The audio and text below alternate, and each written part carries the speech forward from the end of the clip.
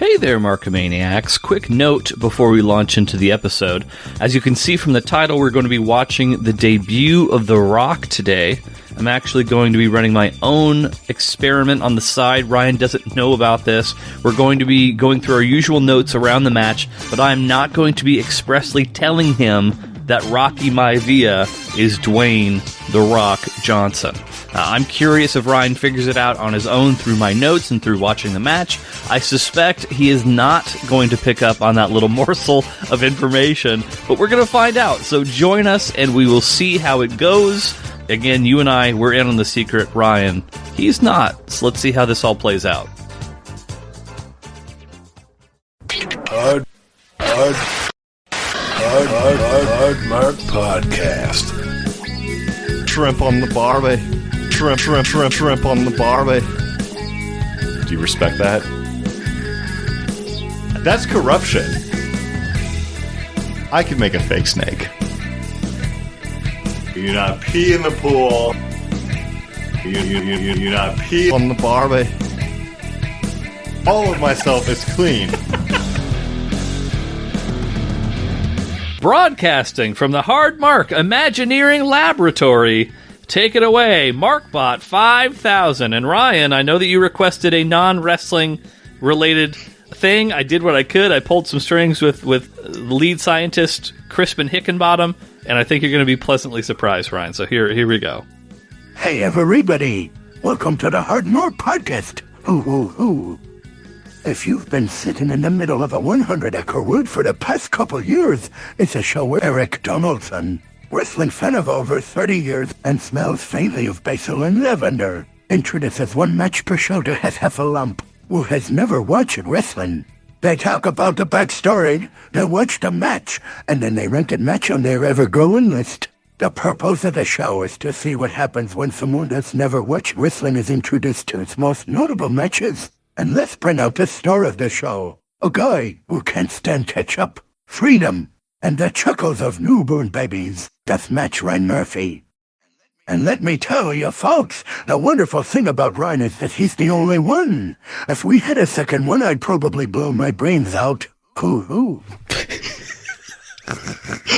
Was that, okay, all right.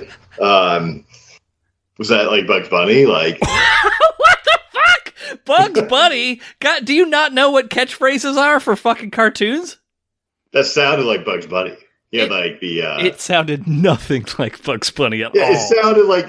Oh my god, Erik, who was it? 100 Acre Wood was referenced within that dialogue, sir. Heffalump was referenced. The last line of the thing. The wonderful thing about Ryan is that he's the only one. None of these ring a bell with you whatsoever? Tigger from Winnie the Pooh. That sounded like Bugs Bunny. It did not. Bugs Bunny has a New York accent, Ryan.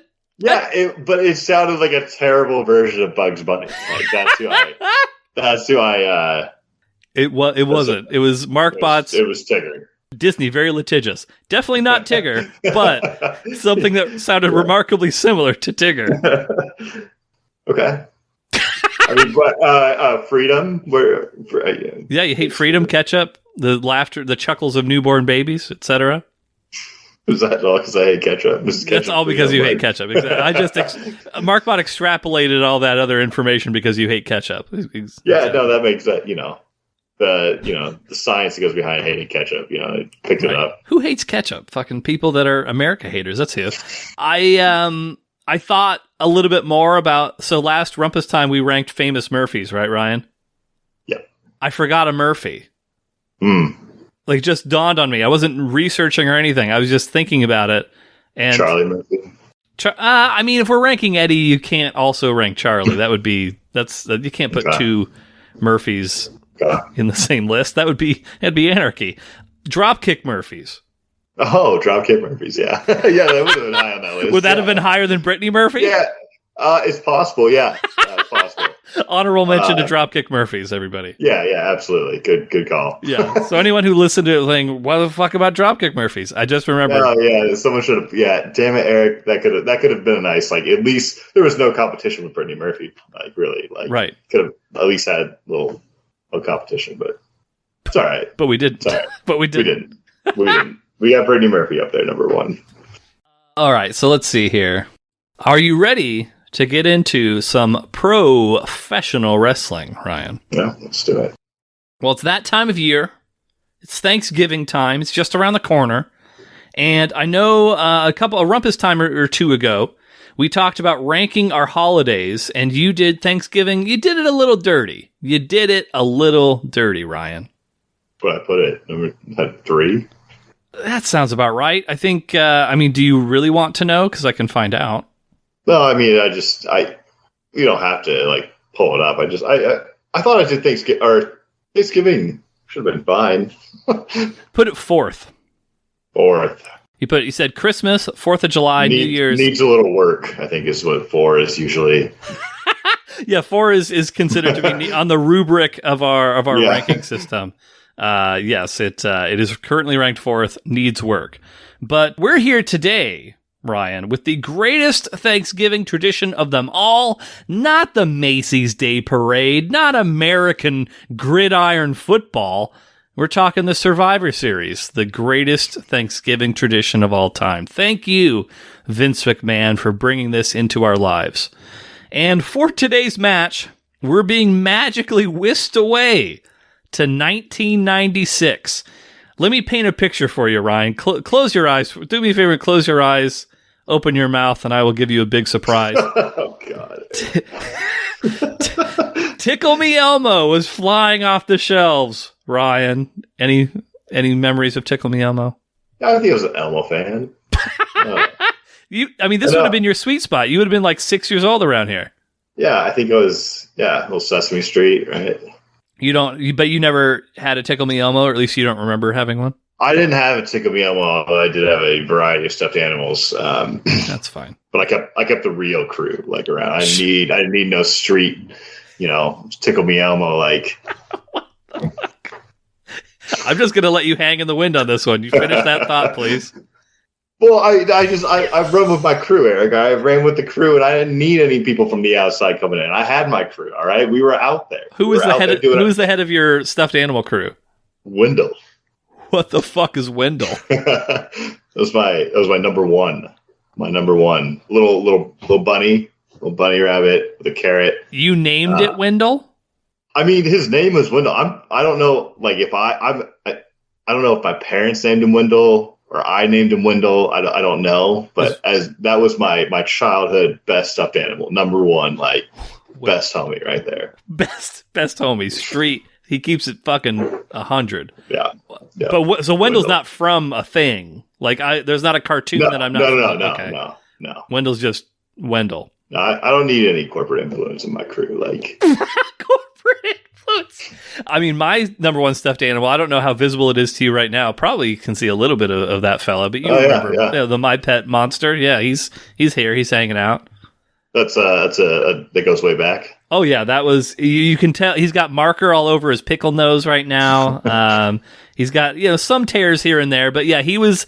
Whenever I would have Royal Rumbles on my bed as a child, and I'd throw all the other stuffed animals off as a form of eliminating them, it was always My Pet Monster versus me as the final match. Yeah, those were the last 2 guys in the match for sure. Yeah. But, so Tickle Me Elmo, back to our wrestling. This is going to be difficult because we didn't actually record Rumpus Time in this together, so I feel like there's a lot of sexual tension that we're trying to get rid of before we get into wrestling. But we got Tickle Me Elmo. What the box office, top of the box office, 1996, Ryan, Independence Day, Welcome to Earth. And the Spice Girls. They were shucking and jiving and keeping us all bopping to their hot tunes. I watched Independence Day with my very hot babysitter. That's how I remember Independence Day so well. Oh wow, that's. Did you try? How old were you? So you would have been 6 then. So you watched it more or less when it came out, 6 or 7. Yeah, I would say so. Yeah, 6 or 7. Yeah. How is a 6? I guess you're old enough to recognize if someone's attractive or not at that age. I suppose. Yeah, I was. Care to delve into this topic anymore, or should we move on? That's all I that's Okay. why. Yeah, that's why I remember it. Well, in short, in case you hadn't picked up on this from what we've been talking about, these were simpler times, Ryan. Better times. But as per usual, chaos was reigning in the WWF, and these tumultuous times meant that some scores needed to be settled. And when the testosterone reaches its apex, you gotta partner up, you gotta find some like-minded individuals, and you gotta start slapping some meat. That's what we're gonna do here today. We're gonna slap some meat. So what we've got here today, Ryan, it's been a while since we've watched one of these. It's a 4-on-4 traditional Survivor Series match. So as a reminder, because I don't expect that you would remember all the rules of all these things, the premise of these types of matches is that every member of your opposing team must be eliminated in order to win the match. So it's not first pin wins like most matches are. You got to take out all 4 members of the opposing team to be victorious. I don't want to ask to give the match away, but are we going to see a real fucking match here, or is there going to be some some shit going on in the background where we is this going to be? Are we going to see 4 pins in this match, or are we going to see some bullshit? I mean, what? So by bullshit, you're talking give me an example. We've seen a lot of bullshit recently, Eric. We've seen a lot of bullshit recently happen. All right, this is gonna be a real proper match. There's no referee chicanery or anything like that. Okay, if that's what you're getting at. All right. Okay. All right. I'm glad that you're on board. Now you're on board. First, we're going to start with the bad guy team, Ryan, and I'm sure you're going to be keeping feverish notes on your side of this thing. So the team captain of the bad guy team is Hunter Hearst Helmsley. So Hunter Biden. Oh, Jesus, don't fucking start with this. We have seen Helmsley. Not Biden, Helmsley, in passing once or twice. Eventually, he would be the guy who would go on to join Shawn Michaels in forming D-Generation X. But at this time, in 1996, he was portraying a snooty Connecticut blue blood, a pompous and arrogant douchebag. He had recently won the Intercontinental Championship through dubious means. He had defeated the Wildman, Marc Mero, for that championship 1 month prior to the match that we'll be watching here today. And as luck would have it, Ryan, Marc Mero would happen to be the captain of the good guy team. Imagine that. He was accompanied to the ring for his matches by his real-life wife, Sable, who had ditched Helmsley for Mero earlier in the year due to her poor treatment at his hands. Mero was a relative newcomer to the WWF. He debuted earlier in 1996 to great fanfare, and he had been slotted to be a big star for the company in the future. You go back and forth here. Good guy, bad guy. Good guy, bad guy. Yeah, exactly. You got it. Yeah. So we got Captain of the Bad Guys, Hunter Hearst Helmsley. Captain of the Good Guys, the Wild Man, Marc Mero. Next up for the bad guy team, we've got the eccentric Goldust. Actually, you know what? Let me try that one more time. I gotta do it the right way. Yeah. Next up for the bad guy team, we have the eccentric Goldust. That was good. I rubbed my nipples. I did it. Yeah. Yeah, no, you did. You were very physically involved in that one. You have to be if you're going to just say Goldust. That's not quite, giving him his just due. So we saw him take on Rowdy Piper in the Hollywood Backlot Brawl way back in episode 39. This is actually episode 64, Ryan. Dedicated to the memory of the Nintendo 64. Nice. Goldust, of course, accompanied by his real-life wife and his director, Marlena. Goldust had also been involved in a feud with Mero around this same time, and he had attempted to recruit Sable to join their kinky little sex tandem, but Mero was able to successfully keep Sable out of their sticky hands. Around the time of this match, Goldust had developed a little bit of a rivalry with a badass Texan known as the Stalker, Barry Windham, which unsurprisingly is the next member of the good guy team. At one point in time, Barry Windham was considered one of the top 5 greatest wrestlers in the world. He had size, speed, and excellent technique. In 1996, though, Barry was on the back end of his career, and the most notable thing about him at this time was probably his crazy mustache. As a general rule in wrestling, Ryan, if you wrestle in a t-shirt, that's not usually a great sign. To take that a step further, if you wrestle in a t-shirt and that t-shirt isn't your own shirt that with yourself on it, but it just says the name of the company, that's almost certainly a bad sign. And that is what happened to Barry Windham in this match. He's just wearing a shirt that has the WWF logo on it. Oh, yeah. That's new information. We don't watch a lot of matches where guys are just wearing t-shirts of the company, surprisingly enough. But little morsel of information for you. Why is that? Which part? Both parts? Why is it? Why would it be bad news to wear a t-shirt with your company? Right. Because so wearing a t-shirt when you're wrestling is usually like, oh, this guy's not in very good shape. And usually, especially Vince McMahon, he doesn't promote and push guys that don't have great physiques more often than not. There have been exceptions. It's like jumping in a pool with a t-shirt. It's kind of like that. Like you see that and you're like, there's something probably weird about his body. And then, but like, there are some guys who like have managed to succeed in spite of that, but usually those guys are wearing like their own t-shirt, so to have like their logo on it or like a picture of them or something to like push their merchandise so people see him wrestling in it, be like, oh, I want to buy one of those. Like it wouldn't, like Steve Austin didn't really wear a t-shirt when he wrestled, but if he did, it would be like an Austin 316 shirt, you know what I mean? Barry Windham was not a big enough deal to have a shirt of his own. So he had to wear a shirt that just said WWF on it. It's just something that when fans see it, they're like, oh, this is kind of fucking lame. Like, why don't you have your own shirt? I'm a shirt stealer occasionally. I've had my fair share of one of my finest pictures is wearing a shirt that wasn't mine, you know? What does that mean? I'm just saying, it's a great picture and it wasn't my shirt. Whose shirt was it? We have a picture of us. I'll send it to you later. And it's just, we went to my buddy's closet and we just picked out shirts out of his closet and we were trying to look nice. And I was like, damn, that's great.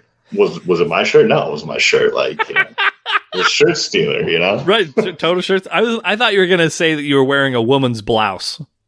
No, Eric, I was not. We haven't gotten to that story yet. Eventually we will. No, yeah. You just tune in though, you know?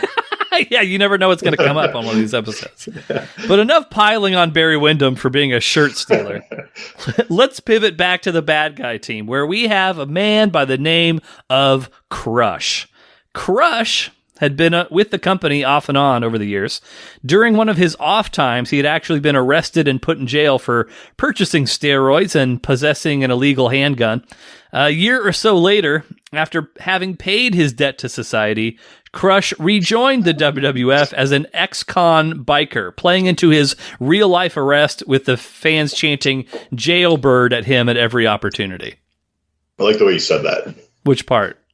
You paid his debt to society. He paid his debt to society. He owed us a debt, all of us here in the United States, and he paid. Well said, Eric. Thank you. Back to the good guys. We have former Olympic powerlifter Mark Henry. Mark Henry legitimately is one of the strongest men to have ever lived. In his days as a powerlifter, he set records in multiple different lifts. He likely would have medaled at the Olympics had a back injury not taken him out of the competition. Even so, at 6'4" and over 400 pounds, Henry was the largest athlete in Olympic history. The WWF took notice of this. And with Mark Henry being a huge wrestling fan from his childhood, it made the negotiations to bring the powerlifter on board an easy one. It also didn't hurt that Henry was signed to a 10-year, $250,000 per year contract, considered to be one of the most lucrative in company history at the time. Eventually, and this is, again, not playing into our match, but just a little fun kernel of information. Eventually, the WWF seemed to want an easy way out of that contract and would put Henry in a number of questionable storylines that seemed to be designed to try and get him to quit the company. But he would soldier through a love affair with a 75-year-old woman where she gave birth to a human hand. He would also survive being portrayed as a sex addict, where he lost his virginity to his sister at 8 years old, as well as it's hard to get through this with a straight face, and discovering a transsexual woman's penis while in the throes of passion. Gotta love the Attitude Era, Ryan. Gotta love the attitude. Yeah, I mean, especially 1997, Yeah, yeah. Some of this stuff might fly today, but like... Yeah, that's most of these things I just like him having a love affair with a 75-year-old woman and impregnating her, and then she gave birth to a hand. That would happen a couple years afterwards. This is still fresh-faced Mark Henry, but he'll get there. he'll become sexual chocolate. But he powered his way through it. He powered his way through it. Eventually became a full-fledged Hall of Famer, despite the WWF efforts to get him to quit. But these are the best stories about wrestling. This is why wrestling is kind of shit. Like, this is it right here. Like, I like, and this isn't what he would have said, episode 1, 2, or 3. It takes time to really, wrestling sticks to your ribs like a fine stew, everybody. Yeah. But in 1996, the WWF's buyer's remorse had not sunk in just yet. So all the events that I described, again, those were off in the future for the young powerlifting Henry. Around the time of the 1996 Survivor Series, Mark Henry had been involved in a feud with Jerry the King Lawler, who we've also previously seen a couple times. Unfortunately for Henry, it appears that he's suffered an injury leading up to the match today. So while he has been advertised to appear, we'll see if he actually makes it out or not. And so the last member of the bad guy team, the man, or a man that we just mentioned, Jerry Lawler, he's an old veteran, a truly great wrestler who is able to get the absolute most out of the audience while simultaneously doing the least. He's feuded with Andy Kaufman. We've seen his empty arena match with Terry Funk. He's here. He's an asshole. He likes making fun of people. That's Jerry Lawler. Old, salty veteran. And to round out the good guy team, our last member of any of these teams to talk about, we have a newcomer to the WWF. As a matter of fact, the match that we're going to be watching here today is his debut in the company. His name is Rocky Maivia. Maivia is the very first third-generation wrestler in WWF history. His father was Soul Man Rocky Johnson, who had married the daughter of Samoan great High Chief Peter Maivia. So Rocky was getting the wrestling gene from both sides of the family. He had been a standout athlete in his younger days, playing defensive tackle for the University of Miami. But with players like Warren Sapp in the same position, he found himself the odd man out of the team. So after he graduated, he moved to the Great White North. He would play in the Canadian Football League for the Calgary Stampeders. And with his football career not having panned out the way that he'd hoped, and with a mere $7 to his name, he made some phone calls and he got himself a tryout with the WWF. They were impressed with his size, his look, his charisma. They signed him up and the training process began.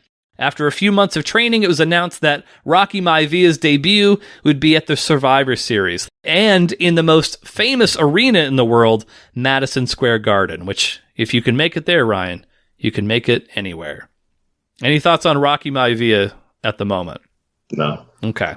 So, and just so it's clear, we talked about how his dad is Rocky Johnson, his grandpa is High Chief Peter Maivia. They basically took those two guys, combined them, and gave him this name of Rocky Maivia. Conversely, the alternate name, what that would have been, just again, fun fact, Peter Johnson. But they didn't go that route. They went Rocky Maivia. Yeah. Because it's a dick reference, Ryan. Let's keep up with the program here. We're talking about wieners. So to summarize here, Ryan, for the bad guys, we've got the blue blood, Hunter Hearst Helmsley, convicted criminal Crush, the bizarre and sexual Goldust, and noted asshole Jerry the King Lawler, taking on the team of the Wildman Marc Mero, bless his heart because he's trying his best, Stalker Barry Windham, the blue chip prospect Rocky Maivia, and maybe the powerlifter Mark Henry. Again, it appears that he may have suffered an injury, so we may get Henry, we may get somebody else, we may just have a 4-versus-3 match. We don't know yet. Either way, we're going to Madison Square Garden, and we're going to survive, brother. And 4-versus-3 is just totally fair. I mean, it could be. I guess we'll see. We don't know. It's all speculative so far. Any questions around that match at the moment? I don't think so. It sounds like a pretty typical good guy versus bad guy match. We're taking it back to more simple times. None of the tomfoolery. Yeah. Easy to distinguish, yes, who's good, who's bad. Right, yes. A very, very clear delineation, line in the sand, etc. To finish things out before we watch this thing, Ryan's current record is 36 wins, 33 losses, and a draw. He is on a 2-match losing streak. This is the 71st match that we have seen so far. Ryan, it feels like I'm piling on. I'm not. Ryan has only won 1 of his last 8 matches. He's on a downward trend. But as I mentioned, there's been some fucking bullshit going on in the last 8 matches. There's specifically. Only been 2. That's why I had to... Erik, how many times have I asked this question? I had to fucking ask. There's been... Well, if there's bullshit, this is the first time you've ever asked if there's bullshit. I'm pretty sure. That's exactly what I'm saying. Like, the last 8 matches have been totally fucked up. Like, you're talking about the Hogan versus Sting thing. You're talking about Hogan versus Sting, right? Talk about a lot of shit, Erik. I did ask Grant what his opinion on the Hogan versus Sting thing was, by the way. Chairman of the the Hardmark board of directors. Yeah, exactly. Grant. He really he is the final say. He wanted to give you a draw, and I was like, we'll just keep it. We'll just keep it as a loss. Fucking love Grant. Bring Grant back. Bring Grant back. And actually, it's interesting you bring up the whole good guy, bad guy thing, Ryan, because that's actually the last little bit of information I have before we watch this thing. Of the 70 matches that we have seen, 60 of them have had a clear good guy and a clear bad guy. 31 of those matches, the good guy has won. 29 of those matches, the bad guy has won. Pretty even. Split. Pretty, which I didn't intend. Like, I'm not going in to be like, oh, we have to keep it even. I'm not thinking about that. Ryan has predicted the good guy to win 40 times. Of those 40, he has a record of 21 wins, 18 losses, and a draw.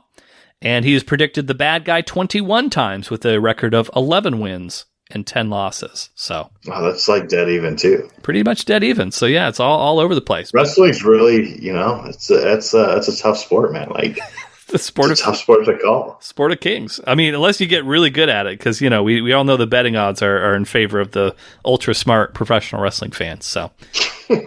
Right. Well, with that said, we are going to take a brief break here, and we'll give you some audio of the match. When we come back, we'll give you our thoughts on Team Helmsley versus Team Mero. Thanks very much, everybody.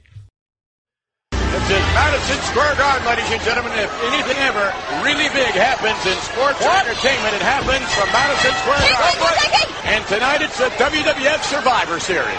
You talk about Marlena. Look across the ring at Sable there. She's empty inside. You look in her eyes and you see nothing. She doesn't even have a smile. Why don't you run over there and run me a little air and see if you got another cigar?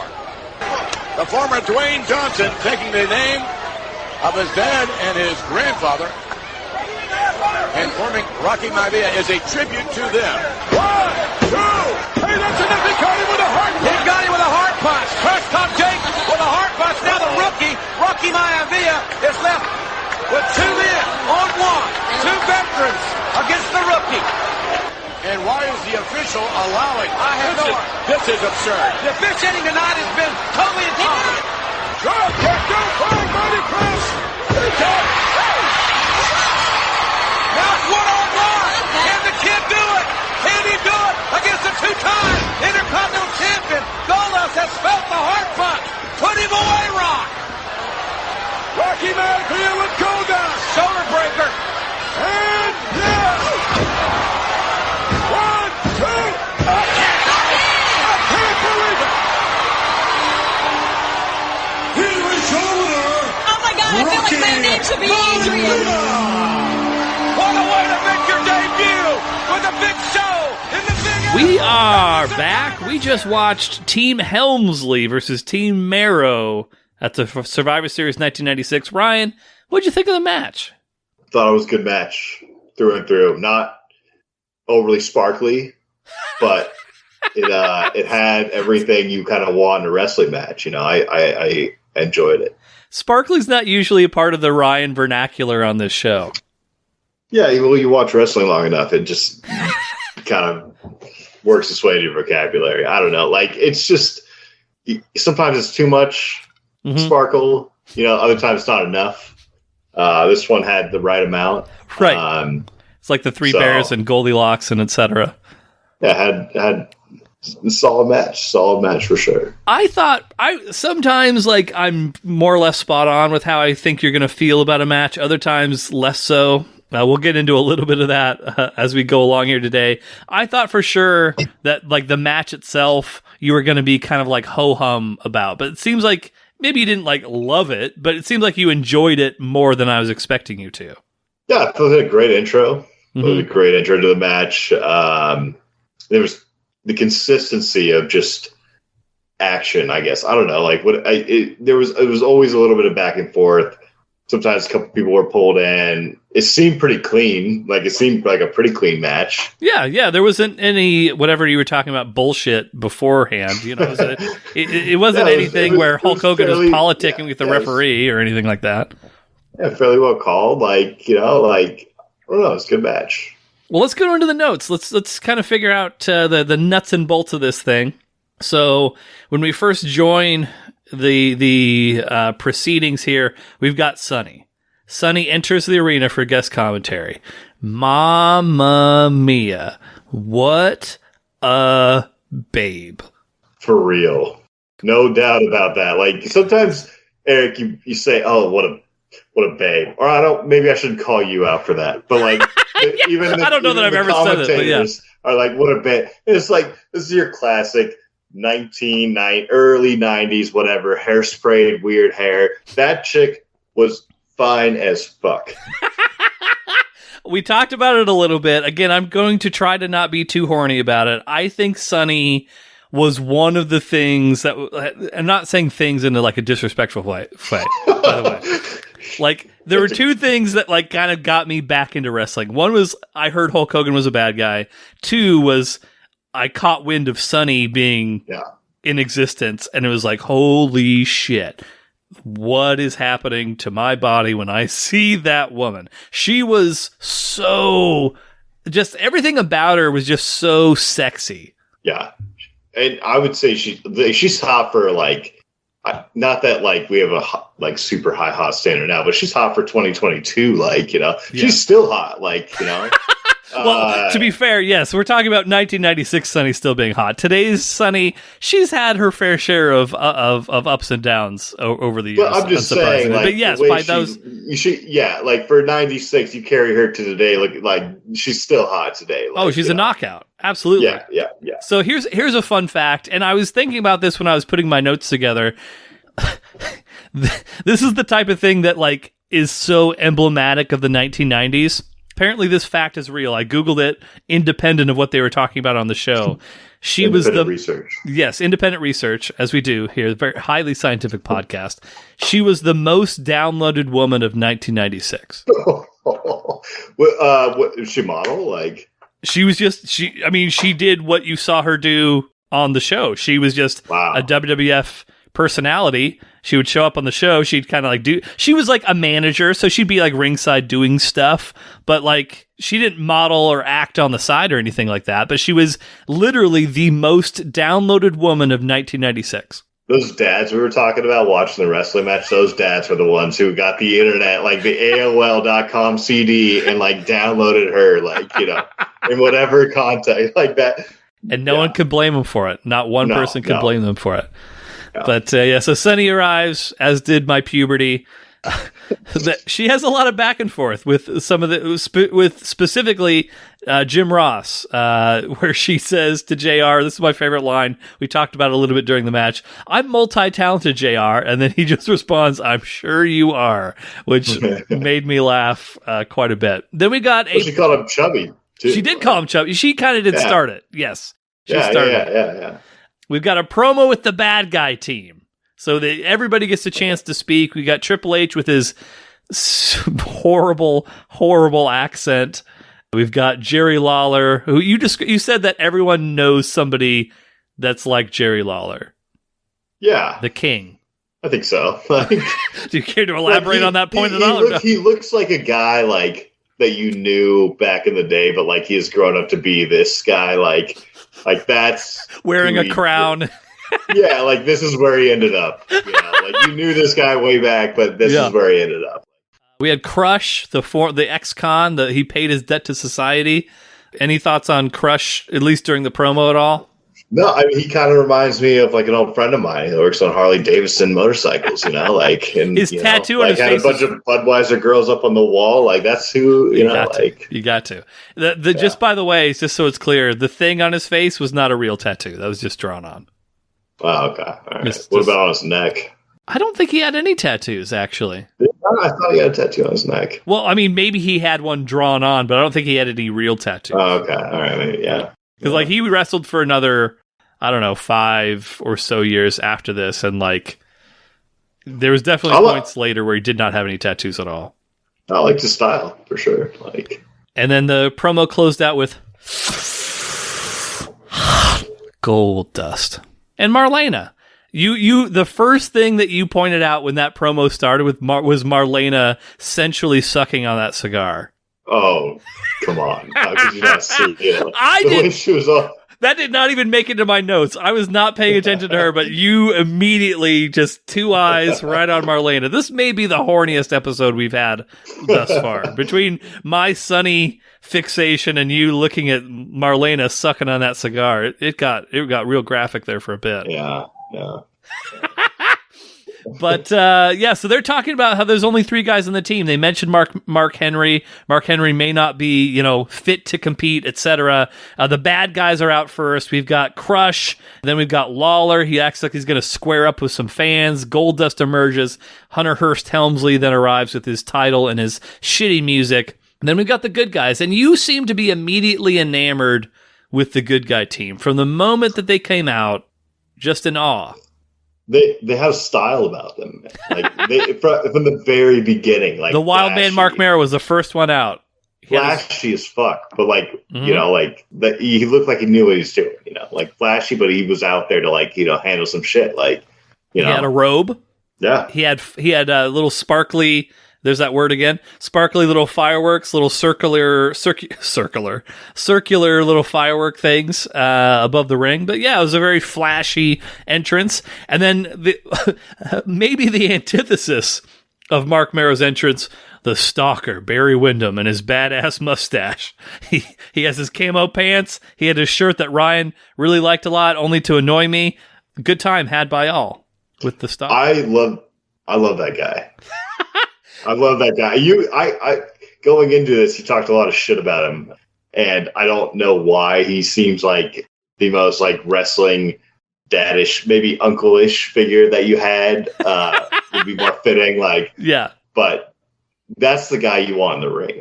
Slam 6 fucking bush lights right before the match.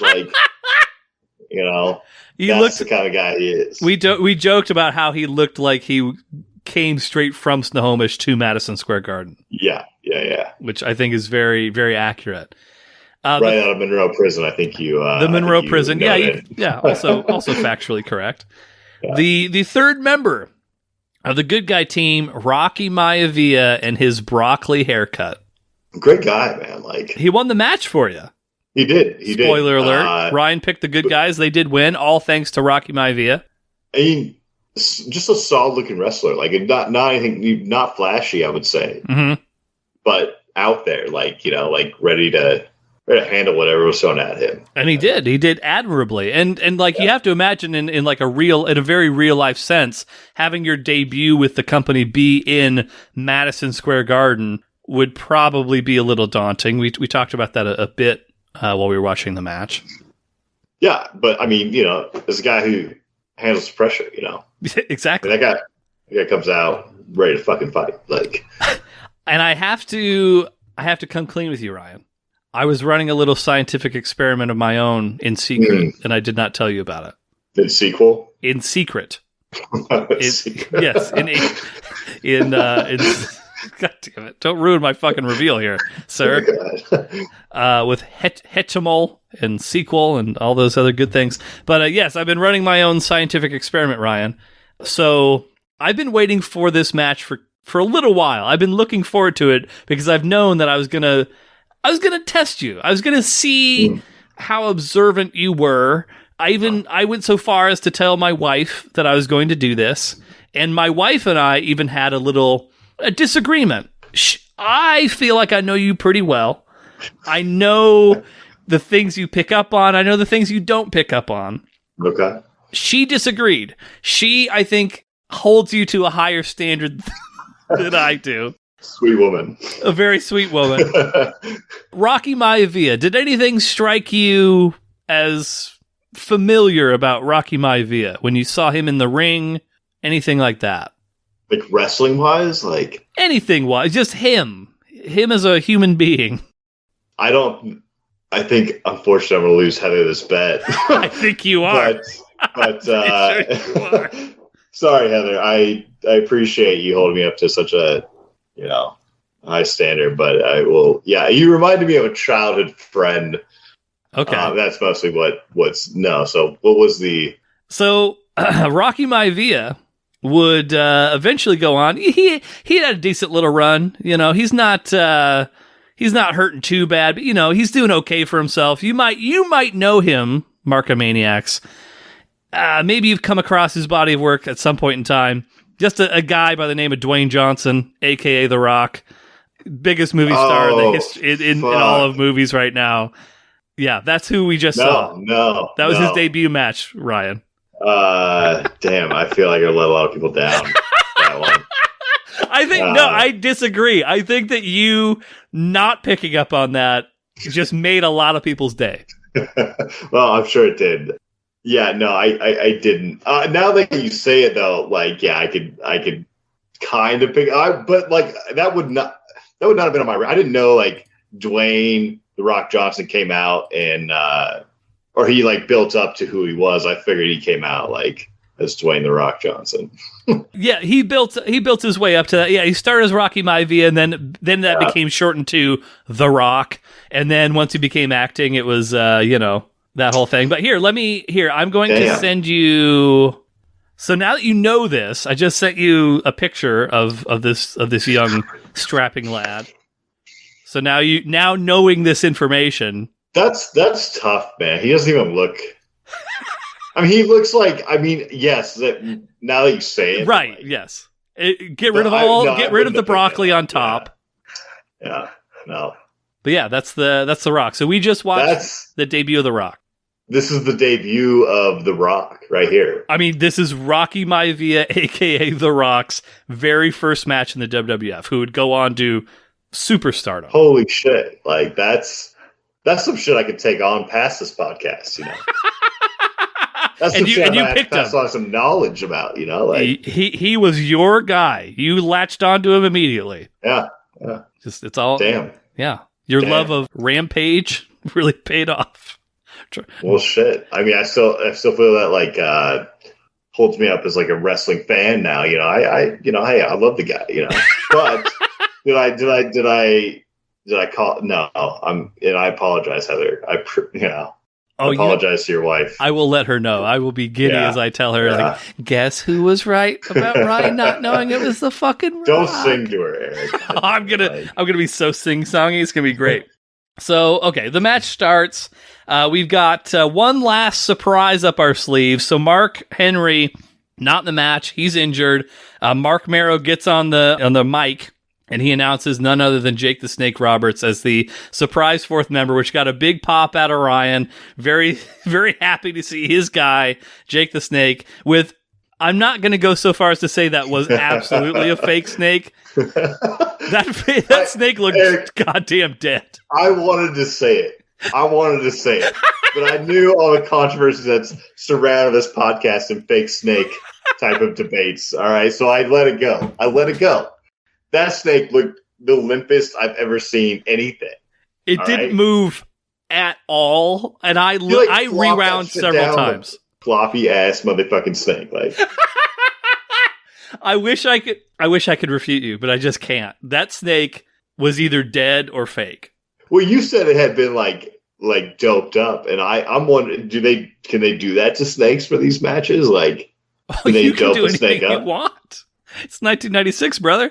But yeah, run some errands for me, bitch. Right. But you could. It was very common practice for them to And I don't know how they did it. I'm sure if I read like Jake the Snake's autobiography or something, he probably went into it in more detail. But it was very commonplace for them to do whatever it was that they did to make the snakes like docile and cool. Again, that snake looked fucked up. Yeah, that snake's not even like docile. That snake looked fucking dead. That snake looked like he was on fucking Quaaludes. It was like this. It was like the scene from Wolf of Wall Street where Leonardo DiCaprio's driving home. It was that snake. 100%. Yes. But he was the big surprise. He had like the ultimate dad bod going on. He was hoisting a dead fucking snake around. It was a nice cap off to the entrances, but we spent a lot of time talking about the entrances. We'll just jump into I think to summarize the match itself, there wasn't a lot of like moves that were like, oh, how spectacular. Like, there were a couple like pretty fucking good moves. But it was just solid action throughout. Not a whole lot of lulls. I think the one lull that did happen was there was an extended abdominal stretch in there. But besides that, like, they kept the action moving. I agree. Yeah. But to kind of like just quickly summarize all that stuff, Hunter Hearst Helmsley, he's avoiding Marc Mero. He's scared of him. He doesn't want to, wrestle him the whole time. Got just a lot of kind of hip toss, drop down, backflip, action, etc., etc. The first man eliminated is Jerry Lawler. He gets DDT'd by Jake the Snake, and is the first man eliminated for the bad guy team. There was a point in the commentary, and I was hoping, like, oh gosh, I hope Ryan doesn't pick up on this. There was a point where Vince McMahon mentions that Rocky Maivia's real name is Dwayne Johnson, and I was like, oh god, if Ryan hears that, my that makes it even worse, Eric. I think they said it twice. God damn it! Like, this is my life, Eric.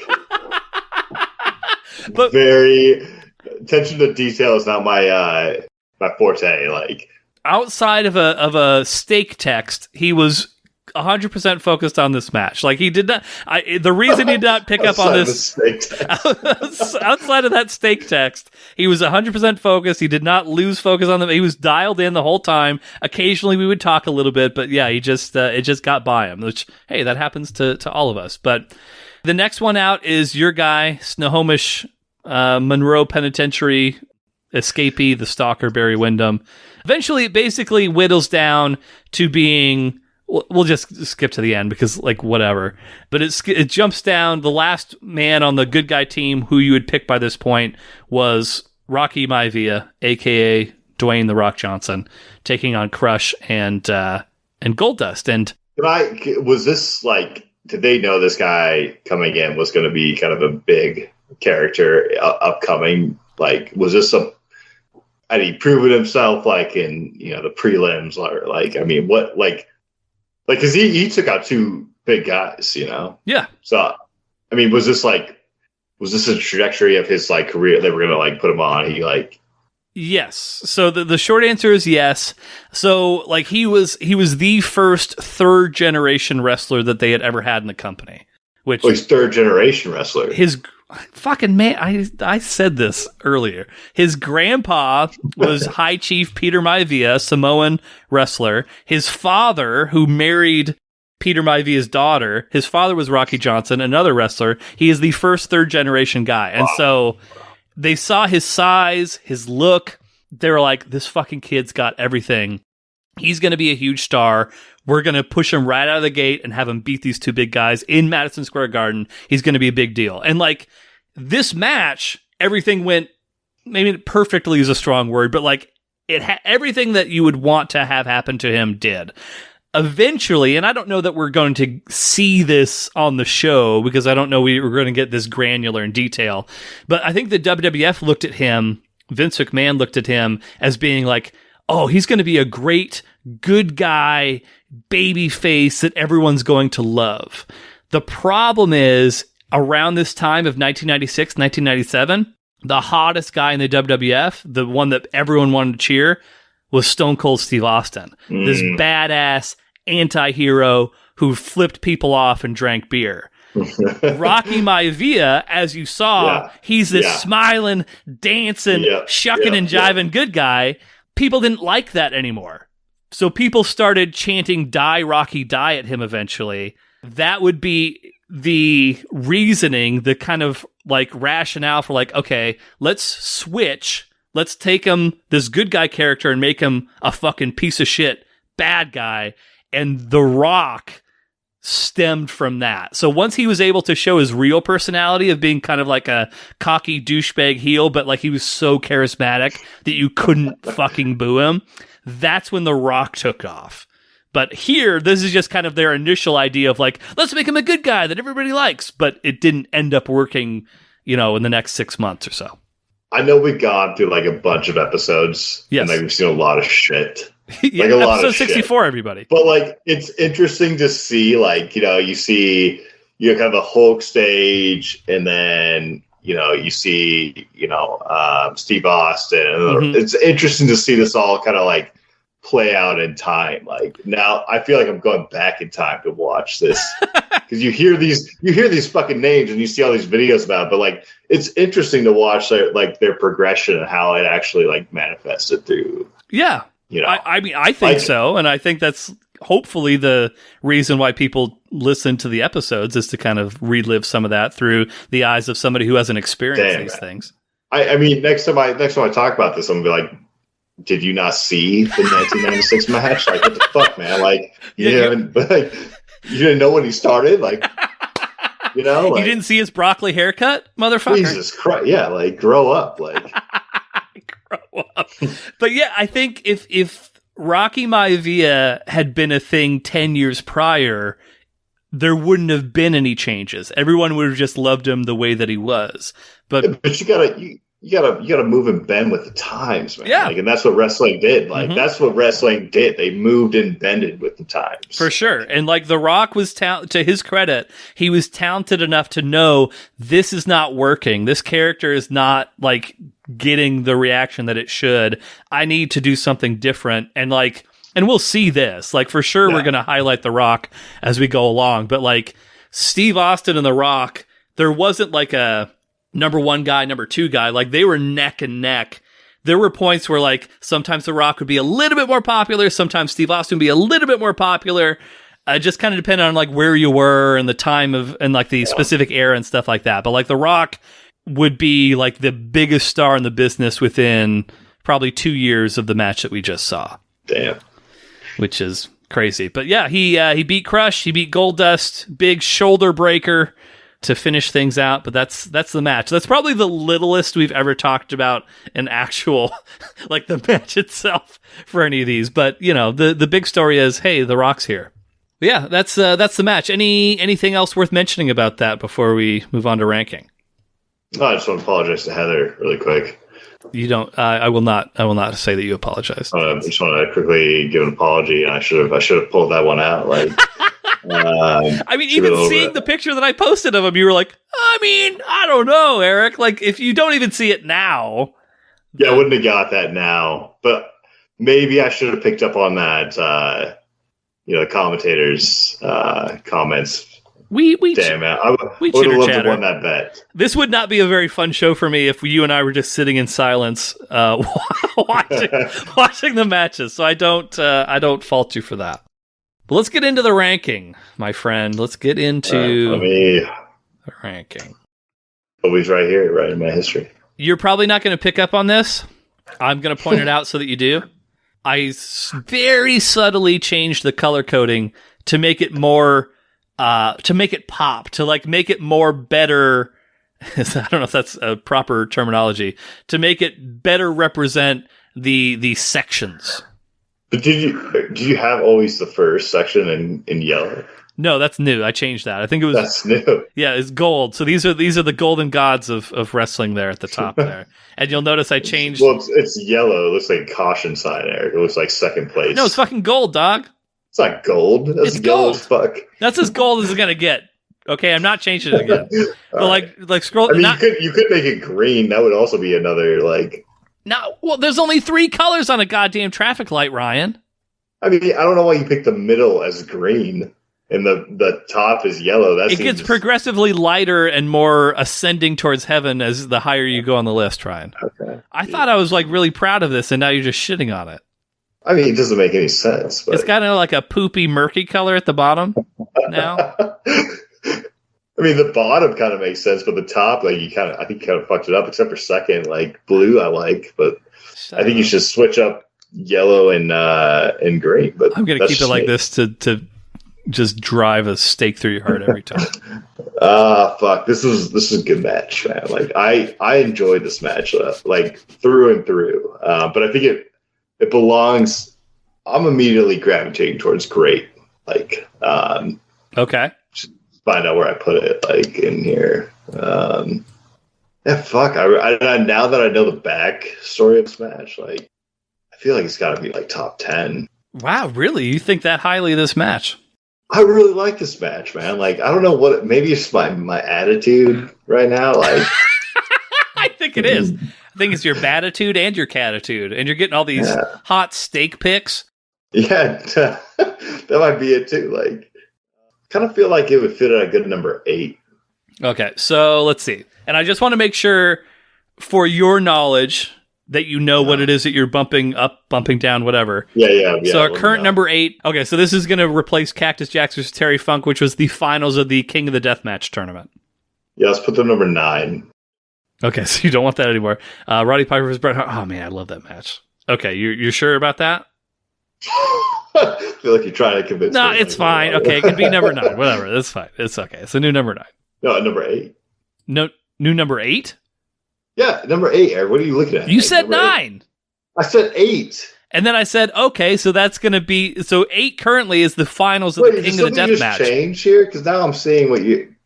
You got to look at the ranking. What shady's going on here, dude? Nothing shady's happening. I'm not fucking... I feel like it was, dude. You're like paranoid now. You looked at it and you're like, oh yeah, that's wrong too. Now I'm seeing number 8, Cactus Jack versus Terry Funk. That's what it is. Yeah, okay, yeah. But... So... All right, put him number 8. Fuck it. So the Somerville screw job is in effect, everybody. So number... Summerlin? Well, I don't know how to fucking pronounce it. This is number 8? Yeah, put it number 8. I think it's good. I think it's a good solid number 8. This is better than the King of the Deathmatch finals? Yeah. Okay. All right. This is an important match in history. Like this is The Rock, Eric. I don't think you understand. Yeah. This is The Rock's debut. Yeah, maybe you didn't pick up that was actually The Rock, Eric. But Exactly. So that's it. That's the thing. We just ranked it. We got a new number 8, which is much higher than I was expecting it to be. But hey, Ryan, what did you think it would be like? I thought you were going to put it like okay. Where would you place it? Like, give me some. Oh gosh, I would have put wrestling knowledge. I would have put it a lot lower. Yeah, I would have put it. Oh dang it! Oh, you're fucking me. I mean, it had Jake the Snake in it, man. Like. You hate Jake the Snake. You put Jake the Snake as one of our bottom 3 matches, sir. I understand, but it still had Jake the Snake, and he brought out the fucking Don't snake. You dare fucking. It would be probably in the middle. It would be in the middle of the pack for me. It'd be somewhere in the red, the okay section. It's a totally fine match. I don't hate it, but it's not anything like, amazing in my mind. That was a pretty impressive match. I enjoyed it, and I enjoyed your enjoyment of it. But I don't want to poo-poo your enjoyment either, so I'm not even going to say anything more. But yeah, for me, I think it'd probably put it in okay. But I'm loving the fact that you love it, and the fact that you're I did love it. The Rock is your guy now. I think you needed that. I think you needed a pep in your step, and Rocky Maivia delivered. But with that said, that is the Wrestle Talk here today. We're going to finish it out same way we do with every proper numbered episode of our program, with a little bit of Erik's wisdom tree. So like Val from Brink Sue, Val's Revenge. Oh, do I? I haven't watched that in quite a while, so I'm not. Yeah, no, that was Here you go, Ryan. This will be a short one with a sweet one. Hopefully this doesn't end in an argument, because I think we're both in very good moods. Ritz are the best crackers. Oh, this is going to be an interesting one. That's it. That's the fucking wisdom. Ritz are the best crackers. So, like, I think I want to say I was like 10, maybe. And I remember sitting at the table and pounding Ritz for some reason. Yeah. Like absolutely destroying a like box of Ritz. I don't know why. I don't know why. Sure.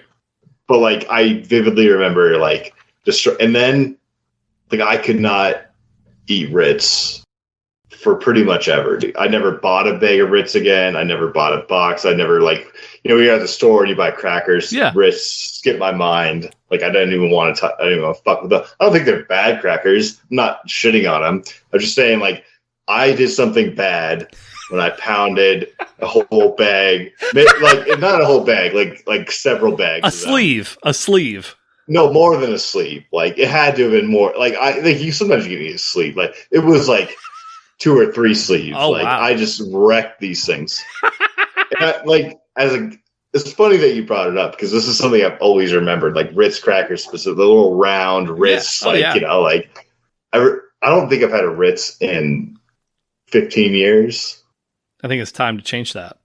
Yeah, I just don't like them anymore. I'm not saying they're not good crackers. I'm just saying I don't like them. Like personally, I have something like I can't eat them anymore. Like I fucked it up. I think you could. I think enough time has passed where if you had a Ritz, you're like, this is pretty fucking good. I think enough time has passed where you could get back into that Ritz train. They're just salty enough. They're just buttery enough. The perfect consistency. I think it's a little too buttery, like now for my taste. You haven't had one in 15 years. You already said that. You don't have a. You gotta go with salt. Go with the saltine. Throw a saltine on there. I don't dislike a saltine. A good saltine is fine. It doesn't compare to the butteriness of a Ritz. I'm not shitting on Ritz. I'm not saying Ritz is not a great cracker. Like it's a fine cracker, but I ruined it for myself, and I then therefore ruined it for everyone else when I discuss it.